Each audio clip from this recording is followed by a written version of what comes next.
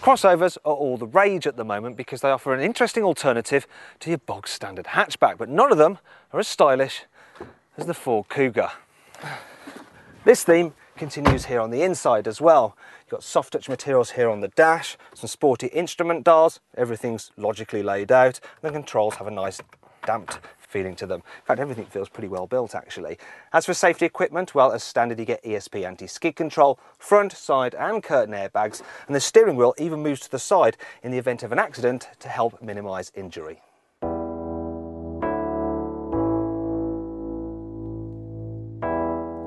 Thanks to its all-wheel drive system, the Kuga is capable of some mild off-roading. But if you don't plan to leave the highway, there's also a front-wheel drive version, which is cheaper to buy and just as good to drive on the road.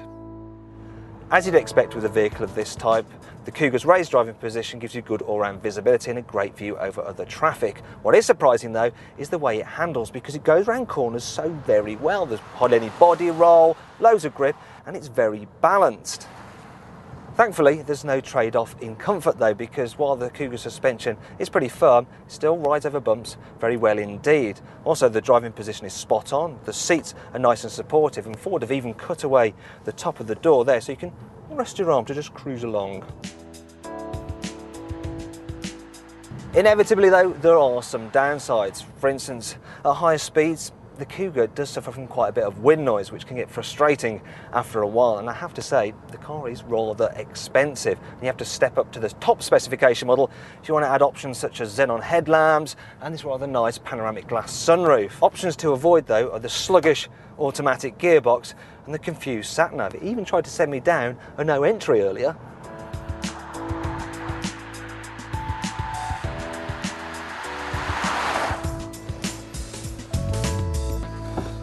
This Ford's biggest problem, however, is its limited practicality.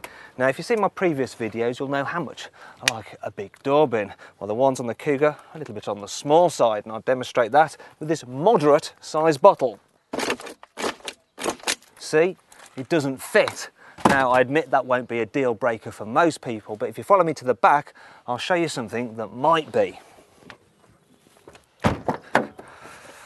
Now, headroom is fine, that's not the issue. The problem is knee room. If you look at that, it's not really much more space than you get in a Super Mini, which means that really lanky people might struggle a bit.